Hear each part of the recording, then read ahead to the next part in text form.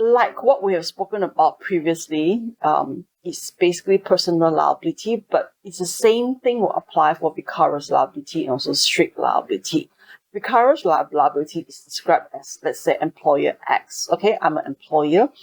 My worker did the act and it harms a third party. It does not get rid of your responsibility. It's just as simple as that.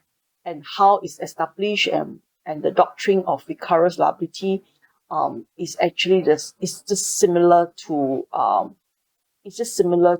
whatever we have been speaking about in the law of tort, okay? And it's part of it. It's just a matter of not only one-to-one that kind of suing, it's also like third party. If you are belonging, it's your company, you need to take responsibility. It's your subcontractor, you need to take responsibilities. If it's your employee doing the wrong, you have to take responsibilities.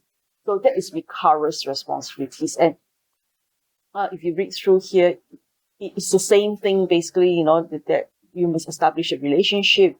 There must be a wrongful act, that there must be also the same thing as establishing the duty, establishing the pay, standard of pay, all sorts of things. And of course here you need to establish the employment as well between the parties, the person doing the deeds and his employer, the people owning the company or the people under employing him to do the job. See, so that is also part of the vicarious responsibilities. The vicarious responsibility, so you go through this part, is about the same thing, It's just that we're saying that you can sue third party. And there's another part here that talks about strict responsibilities that comes in from under the Rylance and Fletcher case. So strict liability under the rule of Rylance and Fletcher originated from a tort of a private nuisance, okay? And strict liability is used to describe liability which is imposed on the defendant without any proof of fault on his part. Vicarious is actually part of strict liability. So even though I haven't done anything wrong, but you can be sued, And even though the defendant may have taken all reasonable precaution to avoid or minimize risks arising from this activity, he may be still found liable for tort which fall under the category of strict liability. Okay, so it's very interesting actually, yeah. And professionally, we also, as engineers, basically a lot of our liability is strict liability. You've done all you can. You've done all your designs, And if you're actually being checked for strict liability, even though you've gone through all these things, you can also be having liability. Okay, and this is considered as strict liability. Like I say, under the Rylance and Fletcher case, the defendant mill owner employs some independent contractor to build the reservoir. Beneath the reservoir were some iron shafts that went through a mining area and which connected to the plaintiff's mine. Okay, and the defendant did not know the existence of these shafts, and contractors were negligent in not building the shafts. So plaintiff's mine was flooded when the reservoir was filled with water. Okay, so this is basically the background of the case. So pretty much like what will happen in construction, like how the site condition, okay, the site condition actually render the problem happen, you see, and basically you're not wrong in a way because you couldn't have checked so deep. For example, the defendant themselves were not negligent, and neither would they be vicariously liable for the negligence of the independent contractors. But the whole House of the Lords hold them liable. We think that the true rule of law is that the person who owns, whose own purpose brings his lands and collects and keeps anything likely to do the mischief, if escapes, must keep in awe at his peril, that if he does not do, okay, it is prima facie. So it is like a obvious answerable. He's obviously answerable. So this is strict liability. So there is vicarious, meaning that something did happen, there's rules or something did happen. And and then there is a strict liability here. And there is another region that we need to also talk about. It's the breach of statutory requirement. And yeah, this is part of the notes here. Let's check the breach of statutory duty. Okay. A right of action in tort for breach of a statutory duty will arise if statutory provisions clearly stated such intention. Okay.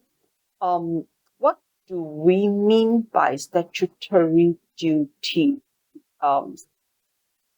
More common remedy provided for breach of statutory is a criminal penalty. Statutory basically means that you have actually broken some law, and such statutory law, I mean, the statute, basically, which is part of the, like, acts, land acts, and land acts, and what else? For engineering, yeah, a lot of these things on land acts, you breach the law, usage of lands, and what else? Environmental acts, occupational health and safety acts. So these are all statutory breach of the statutory breach of the duty. So not only to a third party who suffered damage, but it's a statutory breach. So then it needs to be treated as part of law of tort as well. Okay? So there are a few areas that we have covered actually. I think we've got a lot of recordings already, and I really do not want to burden you on this particular topic here, but you need to understand the basic concept here deals with there's few types of liability that a person can have. Okay, as contractors or as engineers, as professionals, we are all liable for all these three things. Three liability, we are all there, you see, but all these three needs to be proven as we go along. And even up to negligence, there is still defense, there is still a proof of claimant to prove the case. So yes, there is a mean for us to, if we are being treated unfairly, by another person, or being harmed by another person, we have to remember that a law of tort is a resort. It's a resort to help to govern behavior of people, especially professionals, doing the job, so that people surrounding you are not harmed, or people in close relationship with you.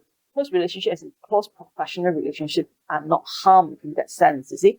And yes, but then it's not simple as it is. Not as simple as I want to sue every single person in my site because of this and that, you see, then you are getting a bit too greedy. Some part of the world, the law has been very merciful in the past, so that it creates a lot of in places like China as well. It has gone to some form of controllable extent that sometimes it inhibits people from taking any actions at all, and rather, will just be a bystander than helping somebody. And that is very detrimental to society as well. So even the law of tort is there, we cannot abuse it. We cannot just simply come in and use it. We must be very, very aware that, especially engineers, we must be very, very aware that there is this risk.